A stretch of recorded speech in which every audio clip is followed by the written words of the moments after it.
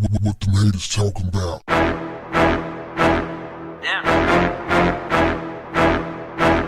What's up, family? It's been a tough past week for LeBron James. His son, Bronny, collapsed during a basketball practice and had to be rushed to the hospital due to cardiac arrest. Now reports are out that every single 8th grader at the school he backs, the I Promise Academy, has failed the state math exam for the past 3 years. Every single student, not one 8th grade kid passed the state math exam. How is that even possible? I'll tell you how. The school was experimental to start with. They went and got a whole bunch of low performing, low income, at-risk kids, and the goal was to turn them around and bring them up to state standards. That's a tall task, fam. That is a tall task. You have to consider where these kids are coming from also. A lot of these kids, parents are incarcerated. They coming from single parent households. They're coming from abusive situations. You know, a lot of them are dealing with trauma. And you know, while it was a noble gesture to try something like that, it just, I believe, needs to be tweaked a whole lot. I think that their strategy is off. Whatever strategy they're using is off. The parents absolutely have to buy into this.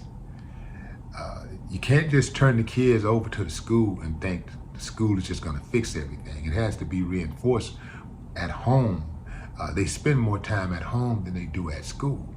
And if the parents or the guardians are not reinforcing what the schools is trying to do, then it ain't gonna work. And really the schools should be reinforcing what the parents and the guardians, who's ever over those kids at home, should be doing.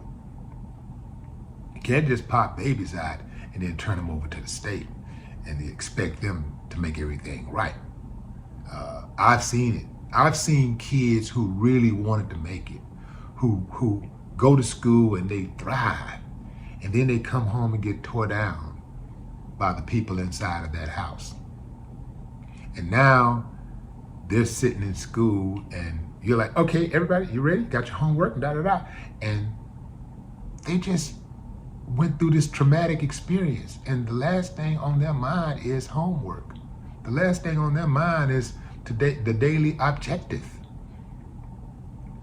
They're dealing with some real life stuff. And so that's not easy. I suspect that LeBron is going to get this right. I think he's going to figure it out. LeBron is a proud dude.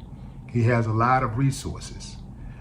And I think that they're going to figure this out because, family, this is embarrassing. The school teaches grades 1 through 8. And, you know, getting those kids, but, you know, again, it's a noble gesture because trying to get those kids early, that is the key. Getting them early. Early intervention. The earlier, the sooner that you can get them, the better. Because by the time they hit that middle school, especially high school level, a lot of times, you know, oh man, it's like trying to put out a fire with gasoline. Ain't gonna happen. I suspect these kids were performing low before they started at the I Promise Academy. I suspect they come from toxic home environments. I suspect that they need special tutoring. They need to be put in special alternative programs in order for them to get the help that they need to give them a chance. And I'm gonna tell you this, family. I know some people sitting back like fuming, like, you know, well, they need to do something, you know, well, they just can't learn. Look, fam, let me tell you something. Failure is not an option. Failure is not an option. Because while many of those kids may end up going down the wrong path and may end up getting themselves deleted from society, perhaps they end up in jail or whatever, imagine the damage that they're going to do before they're brought to a heel. Before they're brought to heel, imagine the damage they're going to do. And it might be to you. Failure is not an option. Drop a comment, fam. I'd love to hear your thoughts.